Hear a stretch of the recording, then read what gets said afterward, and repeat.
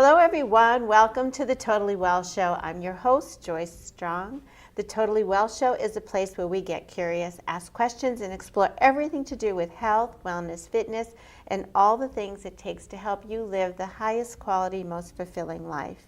I'm here today with my guest, Teri Baydar, Dr. Teri Baydar. Welcome, Teri. Thank you. It's a pleasure to be here. Yeah, I'm excited to get to know you better. Thank you. So you can reach out to Dr. Baydar on LinkedIn. She's active on LinkedIn, and also a website, www.whitelilycoaching.com. So that's how you'll find her. Dr. Baydar does leadership, let me put my glasses on because I have some notes. Leadership development consultant, executive coach, and my favorite thing is she's a CEO whisperer, and I'm dying to hear more about that. First, I want to know what got you into this space? Well, wellness got me into this space basically because I became, I've always been interested in this. When you say this, Personal development, leadership development, being our best self has always been something that I've been passionate about ever since I was very small. But I went about my life doing what we all do, and I chased wealth and, you know, wanted the great job, and I traveled and did lots of very, very cool things. But then I became very ill. Oh, what happened? And so I had something that nobody could identify. It just seemed to be systemic. And so I ended up with fibromyalgia. I had shingles also. I was diagnosed with rheumatoid arthritis. I stopped digesting food. You know, I got all bloated. I really thought I was dying. Oh my. And all the different specialists couldn't identify what was happening. And then I went to see a functional medicine doctor, and he did tests that ordinary doctors do not do. Or even know about. Or know, or have access to. Yeah. And within the first test, he figured out that my liver had stopped producing L-glutathione, which probably had been going on for a very long time.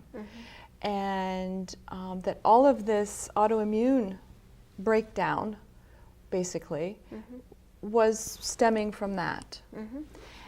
And once we started treating that, I started to get better. What did you do with treatment? Do infusions? No, I did a lot of powders and vitamins, some body work also, and then I got into some energy work. And So a real holistic approach. Very holistic approach, yes. And that's actually what led me to this. From the body work to the, to the energy work, then I started to realize that I had become sick because I was not doing what I was meant to do. I was off track. And I really came to the realization that my body was telling me, if this is what you're going to do, we're going on strike. We are not going to help you and support you if you're not doing what you came here to do. I love that your body knew. Your brain was kind of believing something else, and your body knew. Yeah. So the brain really extends. Yes. Yeah. Yeah. So I think, so I went back to school and did some studies, and then I opened up my private practice. I'm in West Roxbury in Boston, and I started from there. And do you see people in West Roxbury in your office? Do you I work do. with people remotely? Both. Okay. Both. Yeah. I have people all over the world now. Okay. And I have people who come to me. I also offer the opportunity for companies to go to them. Yeah. It's a lot more pricey. Yeah. Yeah. But it's also very nice also to work with teams. Yeah. To help them get back to understanding their purpose. I also teach emotional intelligence. Okay. That became something. As a class? That you do I do it as a class and individually. Okay. Yes, I do it as a sort of like a lecture workshop for business people in general. But I also do a self-empowerment workshop for the Center for Women in Enterprise, almost on an annual basis. That's about a 6-hour workshop. That sounds wonderful. And it's all about understanding who you are, who do you want to become, and staying on track with your sense of purpose and meaning as an individual and growing yourself. I believe from my own personal experience that when we're off track, that's when we get ill.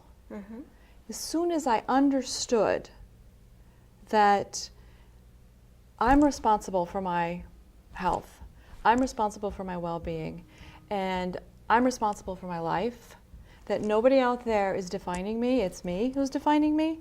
As soon as I realized that, everything changed. I found the doctors I needed, I found the practitioners I needed, everything just started to fall into place. I was unstuck. That's what people say, the universe opens up to you? Yes, Yeah, yes. Well, I felt like the universe just started logistically organizing it for me. Yeah. Yeah, it was very, very powerful because I had been so stuck and in so much pain for so long. It felt like, wow, you know? Yeah. So you say, when I first met you, you said Dr. Teri, but you're not a medical doctor. You have a different doctoral degree. Can you tell me about your studies? So I have a doctorate in divinity in metaphysics. Okay.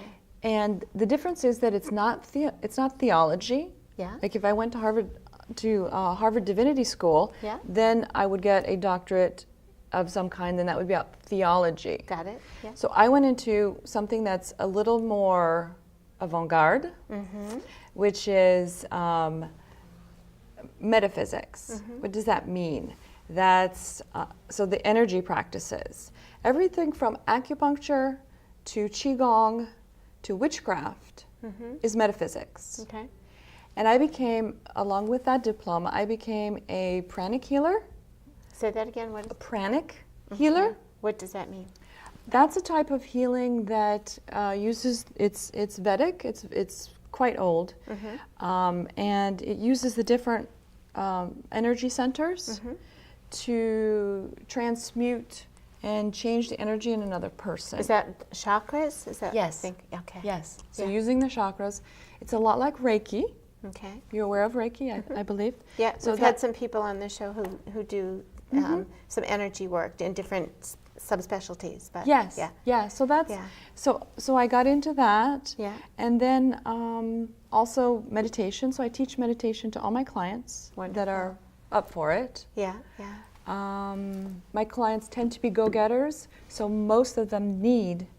I'm touching your hands. You know why? Why? So it won't sound loud on the microphone. I don't want to drown out. I don't want to miss anything you're saying or have our guests. So. All right.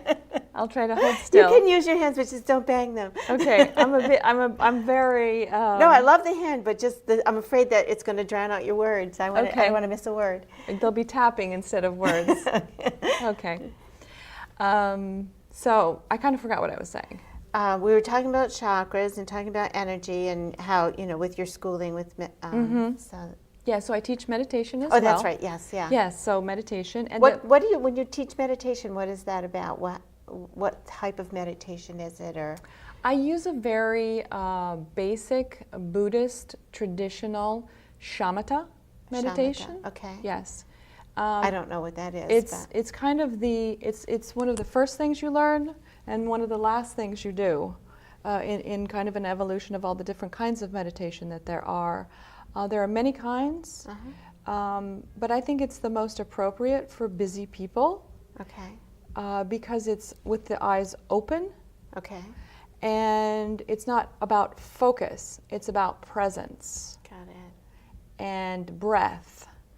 And so you don't need to do anything. A lot of people think that when they meditate, they have to stop their mind, but it's about relaxing the mind and allowing.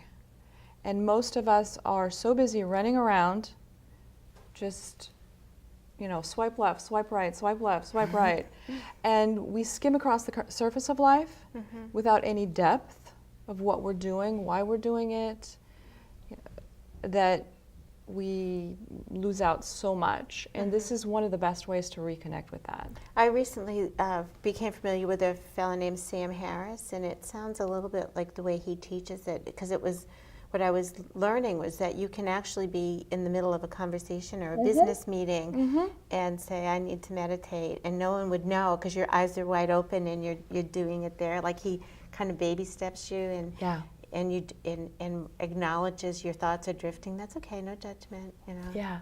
I love it. Yeah, I think there's a lot that's been drawn from this traditional method. Yeah. I'm a bit of a traditionalist. Yeah. I'm also an all-faith minister, which comes with the degree. Yeah. And it's kind of that's kind of the whole deal. Yeah. And so in that, it's really about finding the best meditation to help someone get somewhere. It's not about being a great meditator. Yeah. But it's a skill, I understand. It's something, it is a skill. Yeah, but it's a practice, even more than a skill. We tend to think of skills as, oh, well, there's a performance attached to that skill. Yeah. This is not about performance. Yeah. It's like yoga. Yeah. I don't go to yoga class to be the best yogi. To be done, like I'm here now. You're never here. You're never accomplished. Yeah, I'm not going there to be super good at yoga. Yeah, yeah. I'm going there to enhance my journey. Yeah. And to be the best I can be. Yeah. And that's really where that's where I educate my clients from, that place. Yeah. Excuse me. Yeah. So, so of all the different things that you do, we were on the energy pieces and the meditation. You work one-on-one with people. You work in a corporate setting, so you do some education, but then coaching. Yes. My private practice is my main activity. Main activity, okay. So what do some of your clients take away? What do they get from working with you? What do you see as their benefit? There's a lot of rushing around, like we talked about, and lack of presence. I work with high-level executives for the most part, and their biggest takeaway is having vision to see forward where they can go in their lives, but also for their companies. When I work with CEOs, one of the first things I will tell them is, if you do not scale yourself, you cannot scale your company. And we have a big startup innovation community in Boston and around Boston. And if you're not growing, you can't grow your company. You don't have the mind space and the heart space to do that. So they go away with a sense of vision. Also for themselves. For themselves, that extrapolates into everything they do, whether it's being a good dad or a good mom or being the CEO of a company or the CFO or the CTO or whatever. That it just helps them expand their mind to hold all that they have to hold and to manage it without going a little bit nuts. We demand a lot out of people of all levels now today. We're constantly on the go. We have so many tasks to accomplish in a day. Tech is actually helping us in one way and then hurting us in another way. So it's helping us be more efficient, but it also hurts us because in a way we're less effective. We're less effective on the level of who do I want to become in my lifetime, and what is the impact I want to have? How do I want to add value moving forward? And in order to do that, you have to know your values and dig into them. So going back a little bit to your question, because I kind of went off on a thing there. So they go away with things like increased ability to stay calm in stressful situations. They become inspirational because they gain a sense of this personal wisdom. A lot of that comes from learning emotional intelligence in a formalized manner, like it's a real training, and it takes time incrementally, so they always have to check in with me to see what they're doing and how they're doing. Kind of like losing weight, you know, you have to check in with somebody, like Weight Watchers. For accountability. For accountability, Yeah. And So there are actually tasks or Yes. homework involved with there's it. always homework involved. I Yeah. only see them every 15 days. Yeah, So and for 1 hour. yeah. So in between, they How have, long do they work with you for something like that? What Oh. period of time? on average, my clients are 18 months to 2 years. Wonderful. And because what they're looking takes for, time. it takes time. Yeah. And it's all these incremental little steps. You have to change all these habits that are getting in the way. Yeah. So we work together to take out what's not working Yeah. and put in what works better, and to consciously curate that together Yeah. in a safe space. Where do you get that? Yeah. I mean, you know? I've listened to a lot of people that do executive high-level coaching like you do, and one of the things that they said is, once you're at that level, who do you talk to?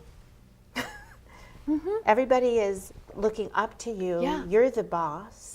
So who do you go to? Right, and when do you get the space? When do you Yeah. take the time and the space in a safe place where nobody's going to judge you? Because your family and your peers will You're the judge- boss. You're yeah. perfect. Well, you should be at least. But of course Right? not. But yeah. Yeah, and so absolutely, it's that, and I have people who teach me still. Yeah. In you know, I continue Well, all to learn good and grow. coaches have coaches. Yeah, Yeah. yeah, we Or do. virtual coaches, absolutely. Yeah. Yeah. We're, Yeah, we we're do. always growing. Yeah. Yeah. So Do you have any particular success story or example, without revealing anybody's identity, but something that you've been able to? It doesn't have to be a big thing, just something that's. No, I think that one of my best stories is an executive that came to me, and he's a co-founder, and he's a C-suite executive, but people around him were telling him, "You're just too angry all the time." And so he came to me basically for the emotional intelligence element of what I could do. And now, and he was also kind of a little bit of a mad dad. So now he's completely stepped Mad dad. away from that, Yeah. which I'm particularly proud of that part of it. Yeah. Because it's not just when you're out there in control, being in control, but it's also when he naturally became a different kind of dad. Wow. And one of the things that I love that he implemented was that with his son, he put because he works a lot, Yeah. and he works a lot from home. Yeah. And so for his son to do homework with him, they made a little mini desk for him. So Uh-huh. they go up in the office together, and they do their homework together. Oh, that's nice. And I thought that was brilliant. And that came about naturally Yeah. from his personal transformation. And It's interesting that you say that, because I just listened to something when you say technology can be good and bad.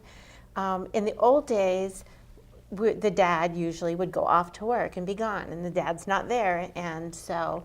But now there's this like ambiguity, because the dad is there and you're ignoring me, but you're right there.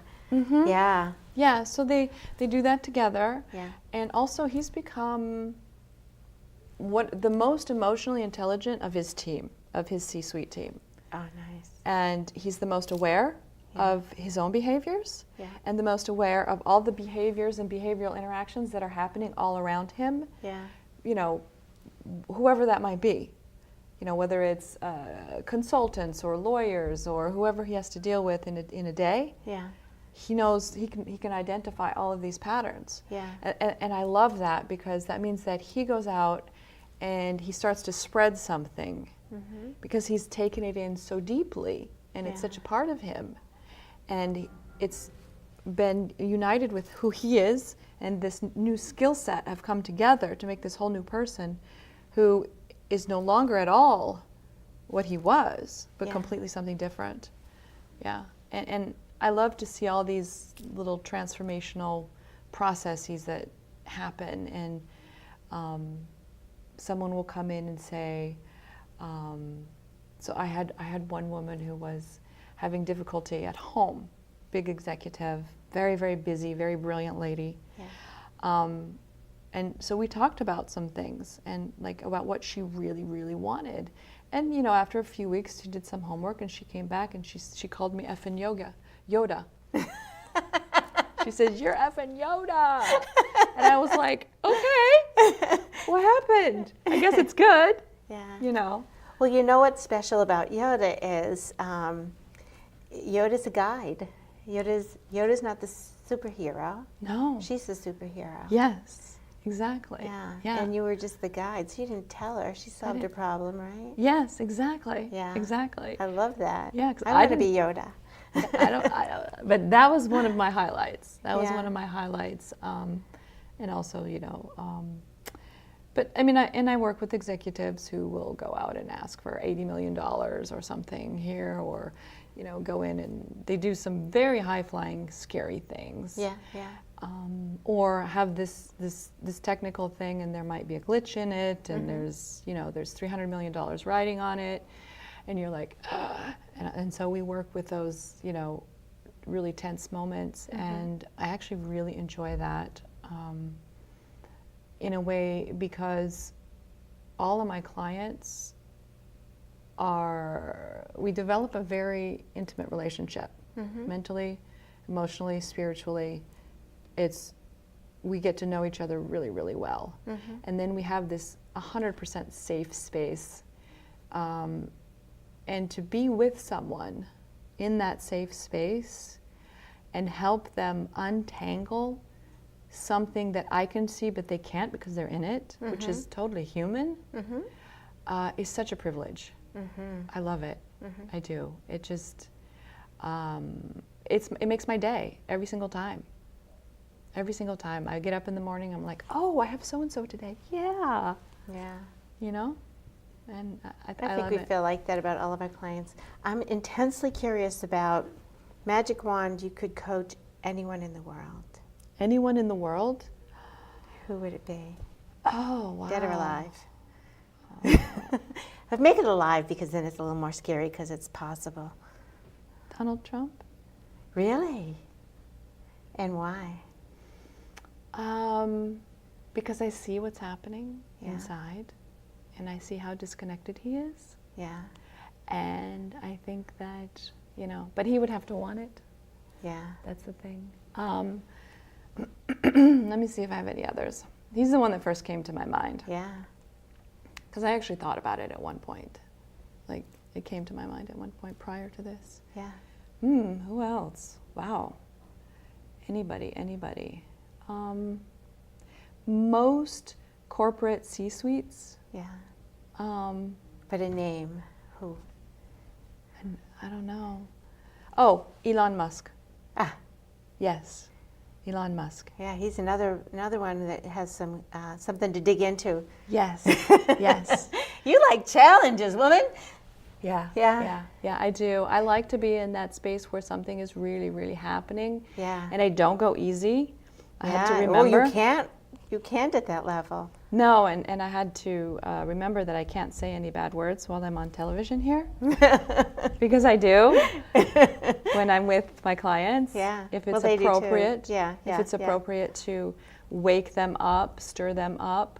So my style is really a combination of ruthless love on one end I love and that. cuddling on the other end. Like this Yeah. this emotional cuddle. Yeah. Safe place where everything is okay. Yeah.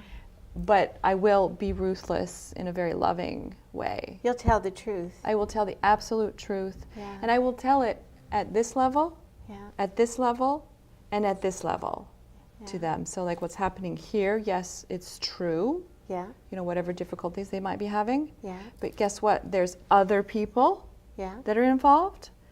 You know, how does this impact your company, your family, and society? Yeah. Oh, what about the greater good? Yeah. How is that? What's happening there? Yeah. And so let's look at all three levels of what you're doing. Yeah. Because it's not just about you and how you're suffering. Because when we get locked into our own suffering Yeah. and wrapped up in it, we lose track of our path. We start to feel victimized. We feel sorry for ourselves. And there's a part where we have to, grow out of it, and then there's moments when we have to snap out of it. There's the compassion element of self-compassion, and then there's the self-indulgent element where you have to kick a little bit of butt. Yeah. I think we lose power to change when we do that, when we become victim. And I think we can also become addicted to those emotions that keep hitting the dopamine, even though they're negative. Yes. At least it's feeling. I'm impressed. Yes. Yeah. Absolutely. Yeah. Yeah. Yeah. And the trick is to switch also from understanding that you're addicted to some kind of dopamine hit. Yeah. And to switch from the dopamine hit to the oxytocin. Yeah. And bring in the oxytocin. Yeah. Because our society encourages the dopamine hit, but not the oxytocin. Yeah. Right? Yeah. So we're almost out of time. We have about 3 minutes left. Okay. And I usually end my show by asking people, just to tie in the title of our show, what top 3 things does it take for you, Dr. Teri, personally, to be totally well? For me personally, staying in touch with my sense of purpose and meaning. When I lose that, I seem to lose traction on everything. Yeah. So it's my why. Yeah. Why do I It's want? so foundational what you do, yeah. Yeah, so in that sense. Does it change? It grows. Grows. It morphs. Got it, yeah. It morphs. like that. It's kind of like, it's this moving target that's, Yeah. you never really reach it, and to understand that it's not about reaching it, Yeah, yeah. it's about being on that path, Got it, yeah. then you start to be okay with not reaching it. Yeah. So that's number one, is staying in touch with that, who I want to become, or what choices I want to make to be the person that I think I want to be. Yeah.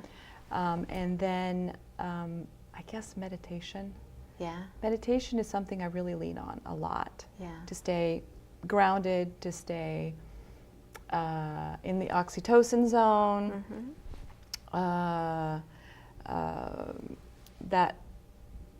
That happy space, that calm, and to sort of stock up on the calm. So when you go out in the world, you can hold it and not have all the scattered stuff bounce you around so much. What would be the third thing? I think the third thing would be food. Really, really, really good food. Yeah, my illnesses have put me in a place where I eat only really organic foods. I'm almost completely paleo, and I do all my cooking at home. So your food is your medicine. Yeah. Well, you are one beautiful soul. Thank you. So are you. I've learned so much from you today. I've learned some from you too. And I want to be confident and brave like you. So I always try to take something from people to not stealing it from you, but like You can steal it. but have it become part of me. When I see somebody that I look up to this way, and I can say, I want that to be part of me. So Thank you. yeah. That's really sweet. You are brave, though. Look at you doing this. Yeah, well, it's putting myself out there to try something new, and Yeah. and it's great for me and great for our guests, people who tune in and listen, and they'll be able to see this on the Groton channel at the end of April and also on demand. Wonderful. So But, thank you for. I love what you do around women and confidence. Oh, well, thank you. I hope Yeah. that you'll come to the I Confident do. Women and consider coming to speak, because I think you'd be an amazing speaker for us. I would love that. Yeah. Yeah. Yeah. I would totally love that. Yeah. We Thank get you. a lot of CEOs to come and hear your message. So thank you. Thank you. Also very much.